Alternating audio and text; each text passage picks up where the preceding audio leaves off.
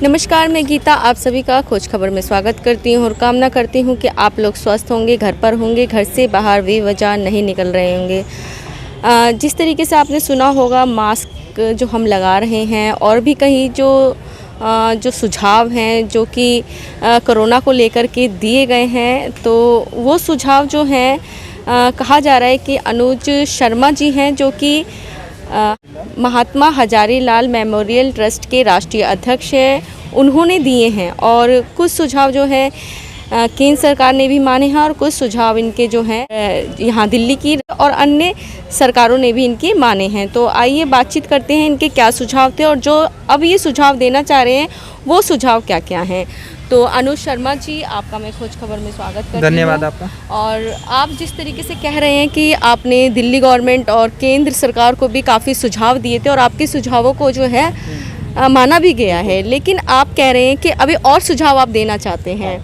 तो हमें ये बताइए कि आप जो भी सुझाव अभी और देना चाहते हैं वो क्या सुझाव हैं, और जो आपने सुझाव दे चुके हैं उनकी रिसीविंग भी आप आज लेकर आए हैं। तो क्या क्या आपने सुझाव दे चुके थे उसके बारे में भी थोड़ा सा बता दीजिए, और आगे जो भी सुझाव देना चाहते हैं उसके बारे में। जी, देखिए, मैं आपको बताना चाहता हूँ कि 20 मार्च को जब देश में कोरोना ने दस्तक दी, हमने प्रधानमंत्री कार्यालय में रिसीविंग पत्र दिया। ये आप देख सकती हैं कि हमारे सामने ये है पत्र, प्रधानमंत्री कार्यालय का रिसीविंग भी है इसमें। जो आज आप मुंह पे मास्क लगा रही हैं, ये हमारी ट्रस्ट का ही सुझाव था, हमारी द्वारा ही सुझाव था। और जिनको कोरोना है, जिसमें महाराष्ट्र राज्य ने सबसे पहले इसको लागू किया, हाथ पे मोहर लगाने का, वो भी हमारा सुझाव था।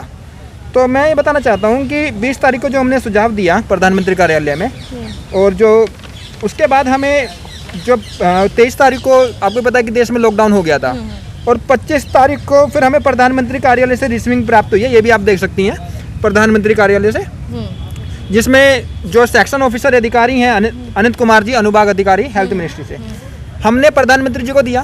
प्रधानमंत्री जी ने वह हेल्थ मिनिस्टर को दिया, हेल्थ मिनिस्टर से वो होम मिनिस्टर में गया, होम मिनिस्टर से वो जब गया वहाँ पे, तो वहाँ से वो जो राज्य हैं, सेक्रेटरी जो होते हैं राज्य के, उनके पास गया।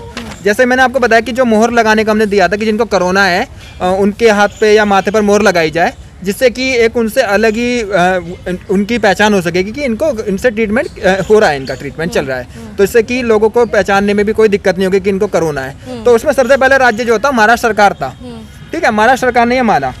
और उसके बाद मैं अब आपसे बोलना चाह रहा हूँ कि जो कि उसके बाद हमने फिर उसी दिन 20 मार्च को दिल्ली सरकार को भी कुछ सुझाव दिए थे। जैसे आप देख सकती हैं कि दिल्ली में हमने कहा, एक तो बसों में मार्शल हैं ही, आप देख रही हैं। उसके बाद दिल्ली मेट्रो में, यूपी में पूरी, उसमें हमने कहा कि दिल्ली मेट्रो चलाएं आप, कोई दिक्कत नहीं है। उसमें सीआरपीएफ और सीआईएसएफ के वो होते हैं, तो वहाँ उनको मशीन दे दी जाए और उनका चेकअप किया जाए। अगर कोई ऐसा व्यक्ति पाया जाता है तो उसमें न चढ़ने दिया जाए उनको। तो ये भी हमने कुछ सुझाव दिए थे दिल्ली सरकार को। अब मैं आपसे बताना चाह रहा था कि हमने मेनली जो आज आपके बीच में आया हूँ बात रखने के लिए, वो ये है कि दिल्ली को सरकार को हमने पत्र दिया है। ये भी देख सकते हैं आप, खुला पत्र है हमारा मुख्यमंत्री जी को, कि दिल्ली सरकार अगर हमारे ये 4 सुझाव मान ले तो दिल्ली में 70 से 80% कोरोना रुक सकता है, लगाम लग सकती है, ये दावा है हमारा। और जितने भी हमें इसका समर्थन मिल रहा है, आप मीडिया वासियों का समर्थन मिल रहा है, मीडिया साथियों का मिल रहा है। आज हमें एबीपी न्यूज़ से भी फ़ोन आया है और जल्दी हमें और भी चैनल से भी आने वाले हैं, आशा कर रहे हैं इस प्रकार की। क्योंकि क्या है कि हम जो सुझाव रख रहे हैं वो सुझाव कहीं ना कहीं अमल मान्य है, फायदेमंद है लोगों के लिए। जो कोरोना जो महामारी जी, है उसमें बचाव के लिए कारगर साबित होंगे वे। तो क्या है कि आपके सामने मैंने दिखाया कि हम जो, मैं आपको फिर से बता देता हूँ, 4 सुझाव जो रखे, इसमें हमें एनजीओ का समर्थन मिल रहा है, सामाजिक संगठनों का मिल रहा है, सामाजिक कार्यकर्ताओं का मिल रहा है कि नहीं, जो आपने सजेशन दे रहे हैं, अगर कहीं भी हमारे सजेशन गलत होते तो कोई ना कोई तो हमें टोकता, कोई ना तो बोलते जी कैसे कर रहे हैं आप। तो कहीं ना कहीं देखा जाए तो हमें पूर्ण रूप से पूरे देश का समर्थन प्राप्त हो रहा है, सामाजिक कार्यकर्ता हो, एनजीओ हो, संगठन हो, सब जगह से। अब मैं आपके सामने भी 4 सुझाव फिर से रख देता हूँ। 4 सुझाव हमारे मेनली ये हैं कि जो दिल्ली सरकार अगर इन 4 सुझाव को मान ले तो कोरोना पे बहुत हद तक दिल्ली में लगाम लग जाएगी।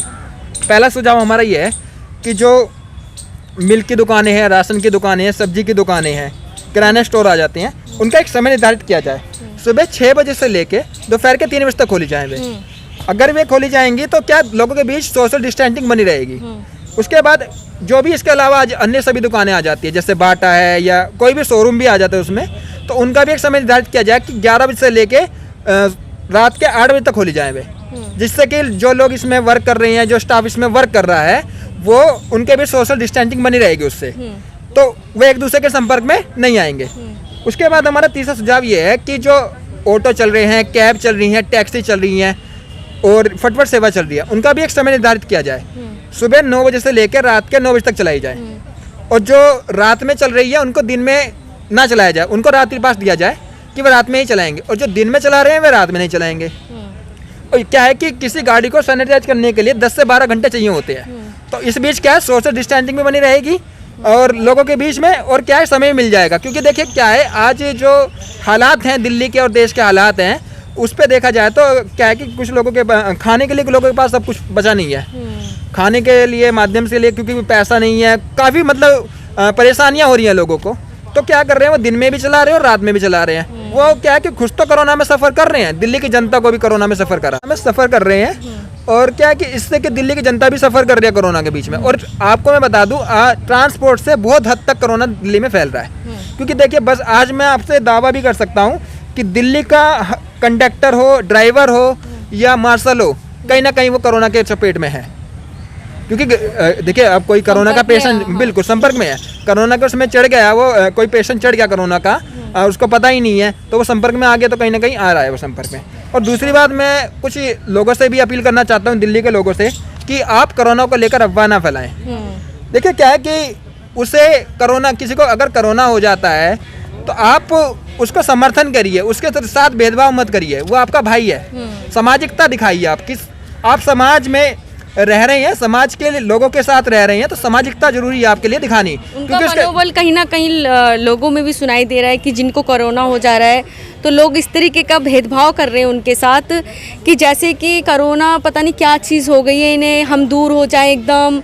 मतलब आप सावधानियां बरतने की जगह उनसे एकदम हीन भावना कर रहे हैं, हीन भाव, जिससे कि वो कुछ गलत करने की भी कोशिश करते हैं जिनको कोरोना हो जाता है। जैसे आपने कई सुसाइड के भी मामले सुने होंगे, वो चीज़।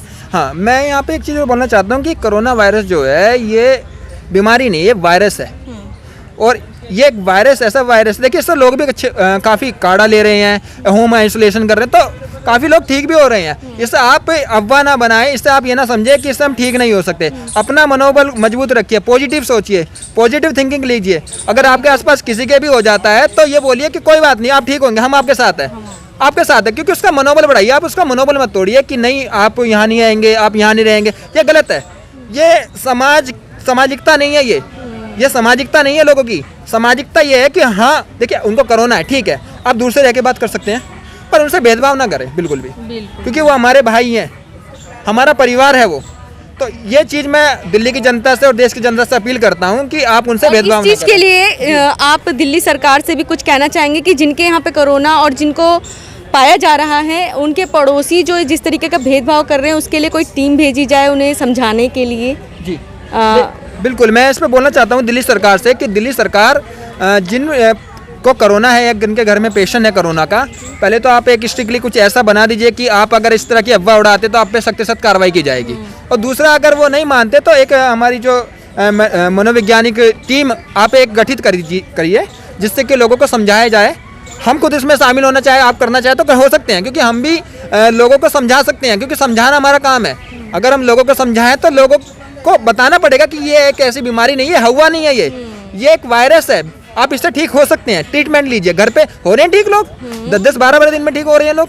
तो ये हवा नहीं है, ये बीमारी नहीं है, ये वायरस है, और ये वायरस ठीक होने वाला वायरस है। बस इसमें कुछ सावधानियां बरतनी होगी। मुंह पे मास्क, हाथ को सैनिटाइज करते रहिए, भीड़ वाली जगह से जाने से बचिए। जो कोरोना का कोई पेशेंट है उससे थोड़े से आप दूरी बनाइए, उससे भेदभाव ना करिए। जी, तो देखा आपने जिस तरीके से अनुज शर्मा जी ने बताया कि जिस दिल्ली में दिल्ली हो चाहे कहीं भी हो, कहीं भी अगर कोरोना के मरीज़ पाए जा रहे हैं तो कृपया करके आप उनसे भेदभाव मत कीजिए, क्योंकि इस भेदभाव करने से जो है उनका मनोबल जो है कहीं ना कहीं गिरता है, और कुछ ना कुछ वो ऐसी हरकत करने की कोशिश करते हैं जो उनके हित में ही नहीं, उनके परिवार के भी अनहित में होती है ये चीज़ें। आप एक सामाजिक प्राणी हैं, तो एक मानवता के नाते भी सोचिए कि अगर हम भेदभाव करेंगे तो कहीं ना कहीं ये बीमारी तो देखिए किसी को भी हो सकती है अगर वो असावधानी बरतता है। अगर किसी के साथ हो जाता है तो आप सावधानी बरतिए बस, लेकिन भेदभाव मत कीजिए। जैसे आपने हर फ़ोन की कॉलर ट्यून में भी सुना होगा कि भेदभाव नहीं करना है, भेदभाव नहीं करना है। बस ये है कि अपनी जो भी सावधानियाँ होती हैं वो चीज़ बरतिए। तो आपने देखा अनुज शर्मा जी ने हमें काफ़ी जो है बातें बताई विद प्रूफ के साथ। आप लोग बताइएगा ये सुझाव जो हैं वो आपको कैसे लगे। तो बाकी आप ही देखते हैं जो आगे भी सुझाव दे रहे हैं, क्या वो केंद्र सरकार और राज्य सरकार मानती है कि नहीं मानती है। तो आप लोग खोज खबर को देखते रहिए। खोज खबर को सब्सक्राइब कीजिए, लाइक कीजिए, शेयर कीजिए, कमेंट्स कीजिए एंड बेल आइकन दबाना ना भूलें।